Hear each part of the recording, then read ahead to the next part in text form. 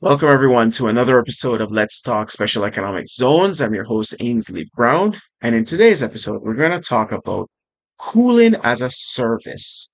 Believe this is a sleeping moneymaker that could be set to take off in special economic zones. And when we say special economic zones, what do I exactly do I mean? It's can be it's a generic name for something that you find all over the world. Almost every country in the world has some sort of special economic zones, whether they call them free zones, enterprise areas, free trade zones, free ports, industrial parks. It's all the same. It's basically a geographic area that our government has decided that it's going to put some special incentives and oftentimes put some different laws and the depth and breadth of the laws that are different from the rest of the economy will vary per the regime. Even within a country, you'll find that, there are different laws that are operating, dealing with the same matter, but treats it differently, um, depending on zone A versus zone B, and you're in the same country, right? So zones vary, special economic zones, that is, vary across jurisdiction and even within jurisdictions. Now, when we talk about pooling as a service, and you've been probably more familiar with software as a service, right? A software provider is basically giving you access to tools and you're paying them for that access. It's similar. It's the same model, but applied in cooling. And then layered on top of that, of course, operating within a special economic zone. Now, one of the reasons why I'd say that, it can be used in zones, it's done in two different ways. And I want people to think about it in two different ways. Zones, in the sense of within the zone itself to lower costs, right? To lower costs within the zone, whether it be at office blocks or a combination of office blocks, factories, for agro-processing or agro-processing storage, um, or just refrigeration storage for pharmaceuticals, for food, just generally. Um, Using that or selling that as a service is fantastic. There are even zones, and I should say this, there are even zones that have a housing component to it.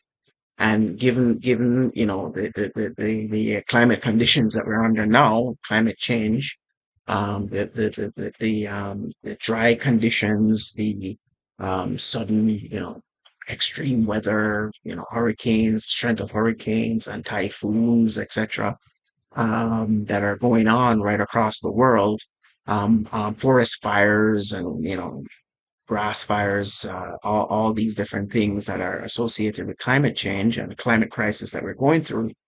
Um, Cooling as a service is one that I think zones need to really start looking at.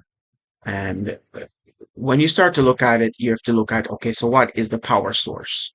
Or how do you do it? So there are different ways. So one of the most expensive ways, but will pay off in the long run, is LNG, for example, and the regasification associated with LNG, liquefied natural gas, the cool energy, so to speak, that's coming from that, can then power industry. That is, cool office buildings, cool factories, act as refrigerated warehouses, whether to lower the temperature, just like a fridge, or as a freezer, for frozen foods, etc.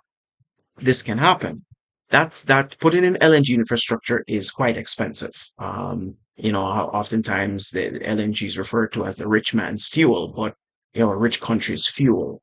But it is one of those ones that really pays itself back in a very quick time, if used correctly, because it has multiple uses. It's not just for burning and power electricity. It is also the cooling from it, as we're talking about cooling as a service, but also it can be used in production of chemicals, paints, a whole host of other things. So the value chain of it is not just about generating electricity or even using as cooling, but that's an aside. Let's focus on the cooling. So that's one way. That's an expensive way. And if you don't have the infrastructure, particularly for developing states, that might be a high level of investment that they may not be able to afford at this time.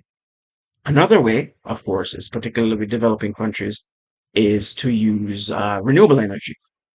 If there is wind resources that can be used to turn wind turbines, or if there's solar, if you have solar radiation coming down throughout a year, you could use that to then um, power cooling, and then use that, or sell that as the service to say, I'm selling cooling as a service.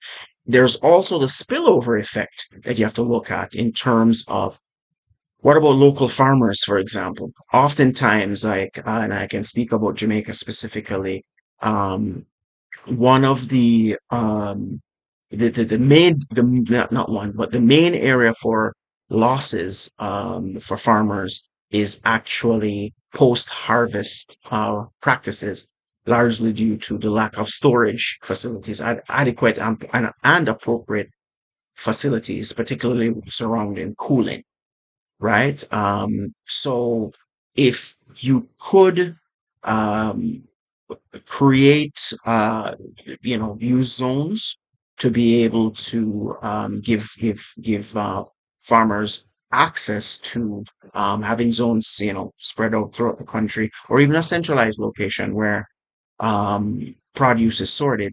Those losses can be reduced, and of course, that's more profit to the farmer because they're suffering less losses. So that's one way of thinking about that. Another way, other than renewable, and this is some way a renewable way, and this is something that was inspired. I don't know if it's the first one in the world.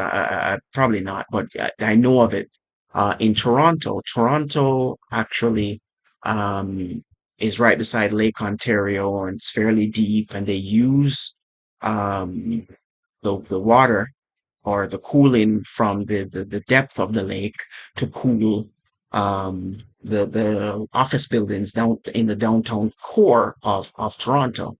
In fact, to the point where they started to remove the air conditioning units that were, in the buildings, because they were redundant, they weren't necessary anymore with this cooling system that is there. So if, for example, even in tropical locations, if a zone is relatively close to the sea, and the sea in particular has a certain depth, that there is a high level of cooling, um, then a certain system can be set up, and I believe there's in Switzerland they have some of these, and I think in Paris they're setting up something, or have something.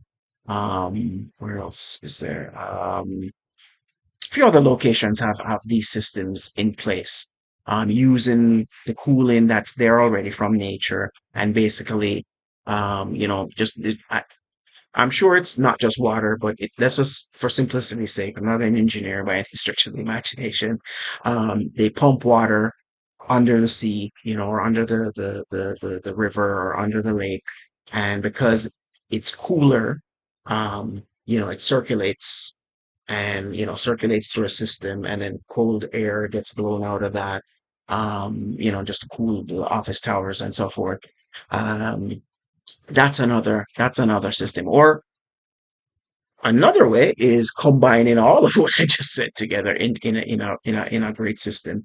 And I was speaking about housing, and some zones having housing inside of them. This could also be a way to cool houses as well, as part of the zone. The zone, the housing area, and then there's the commercial area, and then there's the industrial area, let's say, and you have your pipes running under there, and people use it, and they pay for it just like a utility, just like electricity or water, or telephone, and or internet, and you pay as you use. And this could be, of course, This is a great way to meet the sustainable development goals.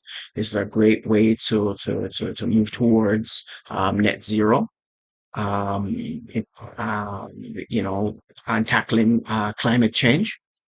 So this is a way, and I think because zones typically have incentives that help to lower the cost of capital, and then also attract or already have certain types of tenants there, uh, this could be a way for zones, whether existing or new ones that are to be built, to achieve all of those things: SDGs, net zero, attract investment, attraction, creating jobs. Because, well, firstly, you're going to need job. You're going to create jobs from constructing the system and then maintaining it. Of course, there's less jobs maintaining, but it's part of the ecosystem that is the zone.